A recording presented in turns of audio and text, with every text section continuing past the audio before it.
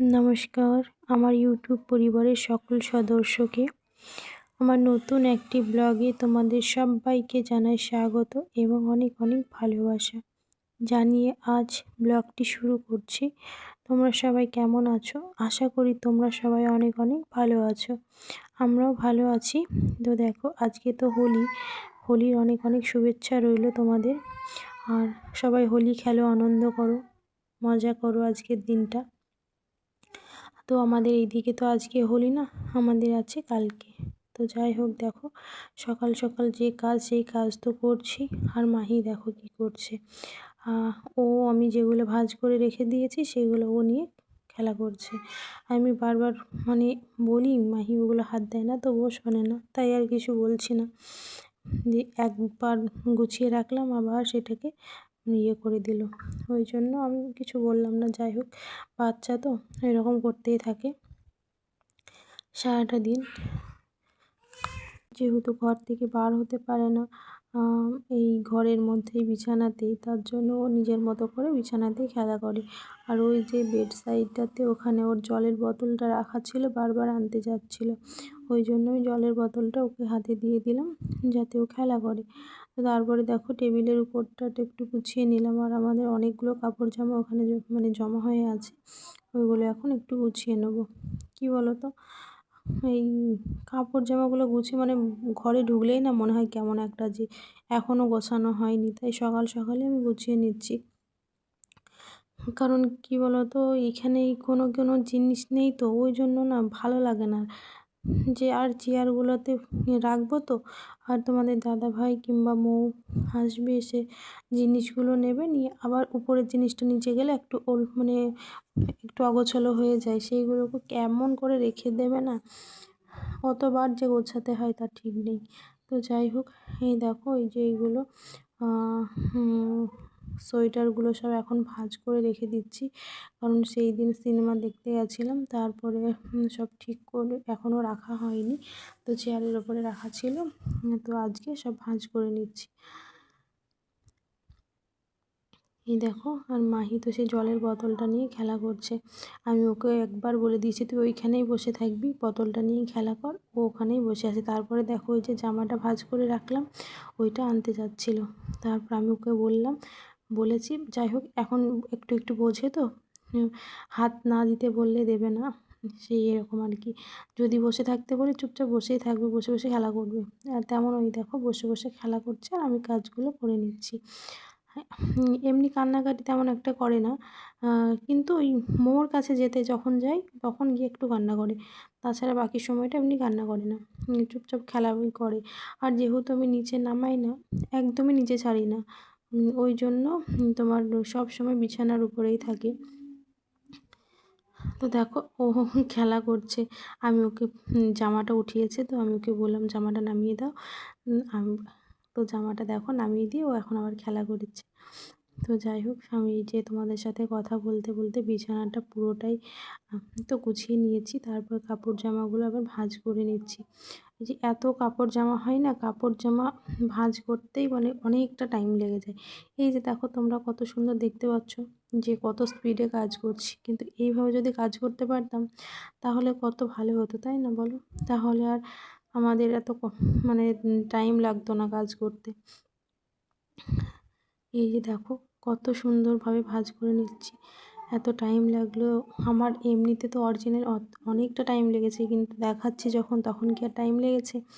এই দেখো যত সব কাপড় জামা ছিল এখন সব ভাঁজ করে নিলাম, নিয়ে তারপরে মাহিকে নিয়ে গিয়ে মৌয়ের কাছে দেব, দিয়ে তারপর বাকি কাজগুলো যেগুলো থাকবে ঘর ঝাড়ু দেওয়া থেকে শুরু করে সবই কাজগুলো করে নেব।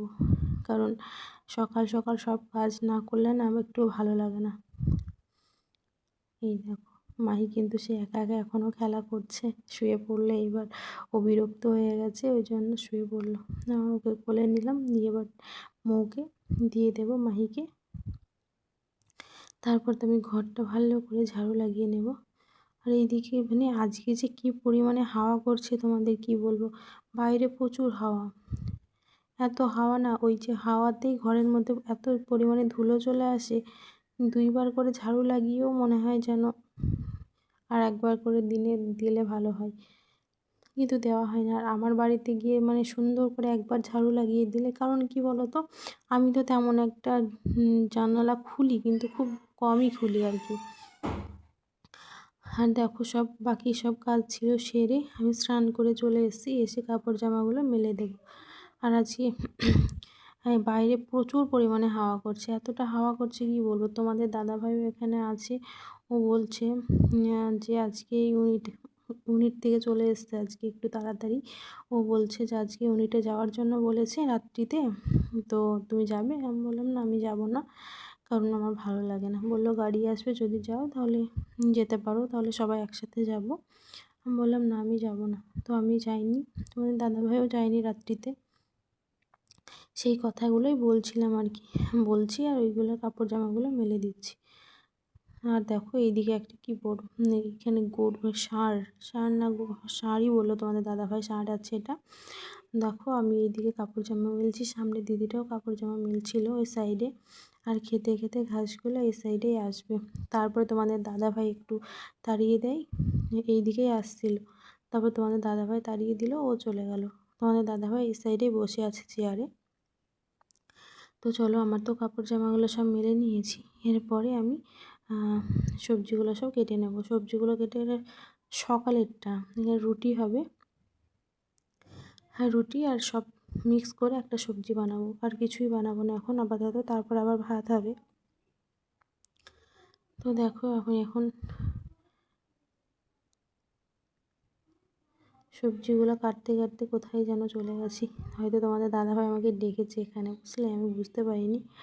তারপরে দেখো সবগুলো কাটা তো শেষ হয়ে গেছে আমার। এবার ফুলকপিটা কেটে নেব, কেটে তারপরে বাকিগুলো রান্না করব, কারণ আমার এখন সবজির সাথে একটা তরকারিও বানাবো। এই সবজিটা হবে, সবজির সাথে রুটিও বানাবো। দেখেছো আমি কেমন ভুলভাল কথা বলি। তো সব তরকারিটা করে নিয়ে তারপরে লাস্টে রুটিটা বানিয়ে নেব। গরম গরম রুটি আর তরকারি এখন হয়ে যায়। এই দেখো সব রকম 5 রকম মিক্স করে একটা সবজি, কিন্তু খেতে খুব সুন্দর হয়েছিল। যেহেতু সত্যি কথা বলতে সব মিক্স 4-5 রকম মিক্স করে করলে না একটু বেশ ভালোই লাগে। আর মশলা বলতে 5 ফোড়ন আর লঙ্কা চিড়ে দিয়েছিলাম, আর কিছুই দিইনি। আর লাস্টে জিরে গুঁড়ো দিয়ে নামিয়ে নিয়েছিলাম। এই দেখো ভালোভাবে তো কষিয়ে নিয়েছি, এবার জলটা ঢেলে দেবো। তারপরে ভালো করে এটা সেদ্ধ হতে দেবো। এটা সেদ্ধ হতে হতে আমি না ময়দাটা মেখে রেখে দেবো। ময়দা না, আটা মেখে রেখে দেবো রুটিটা বানানোর জন্য। দেখো তরকারিটা হয়ে এসছে প্রায়, আর একটু মানে জলটা শুকিয়ে নেব, তারপরে নামিয়ে নেব। এই দেখো আটাগুলো মেখে নিয়েছি, এবার রুটিটা বানিয়ে নিয়ে তারপরে আমরা খাওয়া দাওয়াটা শেষ করব। হয়তো তোমাদের পুরোটা খাওয়া দাওয়া এগুলো দেখাতে পারবো না, কারণ আজকে পুরোটা দিনই রান্নাঘরেই কেটে যাবে আর কি।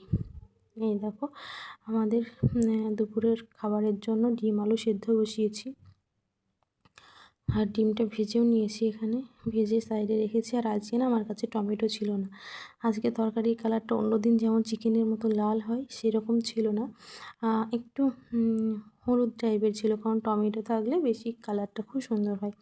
এই দেখো আমার ডিমের ঝোলটা হয়ে গেছে, এবার একে নামিয়ে নেব। তারপরে বাঁধাকপি আলুর একটা তরকারি বানাবো বাদাম দিয়ে। মটরশুঁটি নেই বলে বাদাম দিয়ে খেতে আমার খুব ভালো লাগে। আর মোটা মোটা করে আলু কেটে দিয়েছে তোমাদের দাদাভাই, আজকে সবজিটা তোমাদের দাদাভাই কেটে দিয়েছে, ও কেটে দিয়েছে, আমরা বাকিটা রান্না করে নিয়েছি। এই দেখো তো পুরো রান্না আমার কমপ্লিট হয়ে গেছে। ভাত, এই দেখো ডিমের ঝোল, আর হচ্ছে বাঁধাকপি আলুর তরকারি।